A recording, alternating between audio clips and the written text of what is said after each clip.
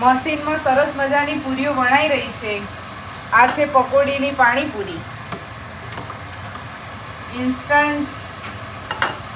Instant જેવી રીતે તમે વણો એવી રીતે તમારે તળવાની, તો જ તમને બેસ્ટ રિઝલ્ટ મળે.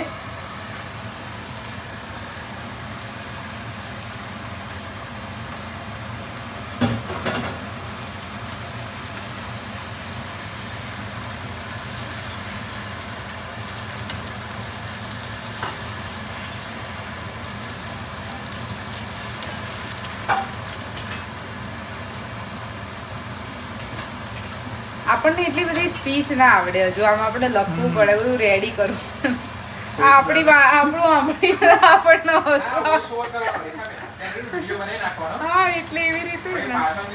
પછી બધું લખીને પછી તમારે સ્પીચ રેડી કરવી પડે, નહીં તો તમને એવું થાય કે આ શું